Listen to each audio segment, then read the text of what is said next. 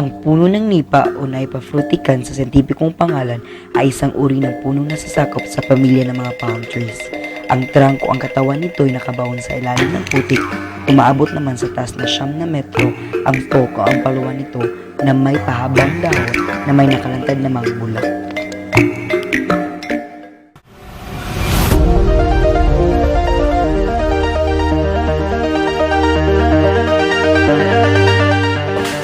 Magandang umaga mga ka-EBS, short for kaibigan. Ako po si Cluster Itibalia. Ako naman po si Yvonne Del Bernal. At kami po ang iyong tagapaglingkod para sa makabuluhang pagtukla sa puno ng nipa.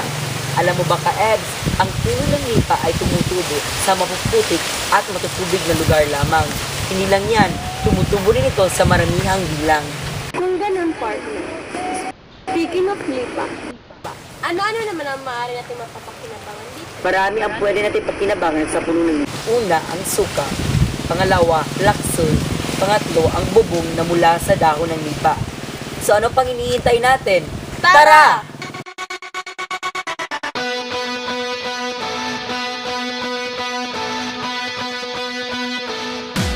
Alam niyo ba na ang katas ng puno ng nipa ay kadalasang ginagamit sa kusina bilang pampalasa at sausawan?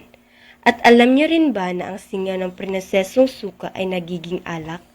At ang bubong na kadalasang nakikita sa mga probinsya at rural na lugar ay gawa rin sa nipa. Para makita namin ang proseso sa paggawa ng mga ito, bumisita kami sa Barangay Babag sa lungsod ng Butuan dahil nananatili pa rin silang mayaman sa mga biyayang ito.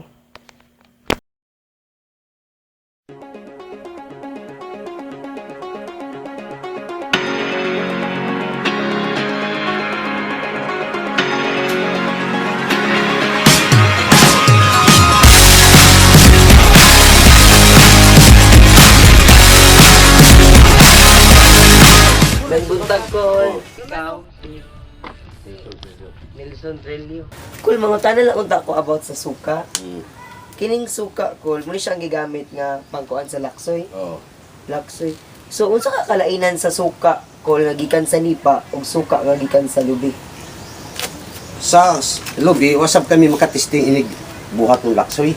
Ug maw-maw ra gyapon sa nipa. Karon kul, mga tanan ko sa proseso aning pagi mo aning laksoy. Oo. So, unsa ba yung nauna itong may... Upang makagawa ng suka at laksoy, inihiwalay muna ang bunga ng nipa sa tangkay nito. Saka sasahudin ang katas nito sa isang galon o container hanggang sa makakuha ng maraming katas na iimbak sa isang lugar at inihayaang nakabukas. Habang ito ay nakaimbak sa 2 o hanggang 3 araw, nagkaroon ito ng fermentation process o ang proseso kung saan ang tamis ang katas ay unti-unting umaasim.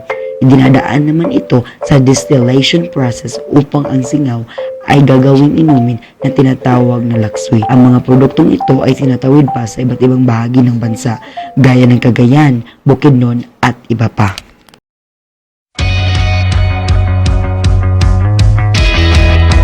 Ang paggawa ng bubong na nipa ay sinisimulan sa pagputol, pagkatapos ay ang paghihiwalay ng mga dahon sa paluwa na tinatawag na pagsasasa. Sunod, ang pagtitipon ng mga dahon. At ang huli ay ang pagpout o pagtatahi ng mga dahon na pinapagitnaan ng pahabang kawayan na kung saan ang dahon tinutupi ng 1 beses at tinatahi gamit ang balis. Ang balis ay isang uri ng manipis na kawayan. Ganun na pala kasimple ang paggawa ng nipa. Naku, pati na din ang laksoy at suka, partner. Marami palang magagawa sa puno ng nipa. Talaga namang marami ang magagawa sa puno ng nipa, partner.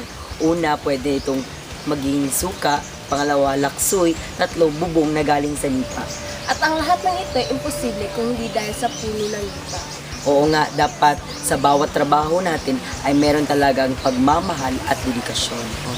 At ang pagpapanatili nitong mayaman sapagkat ito'y biyaya ng Diyos. Tama ka talaga, partner. Ako po si Cluster Itibalia. Ako naman po si Yvonne Del Bernal.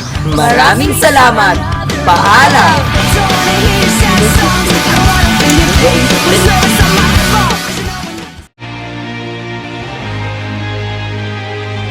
Aren't you something to admire? Cause you shine at something like a mirror, and I can't help but notice you reflect in this heart of mine.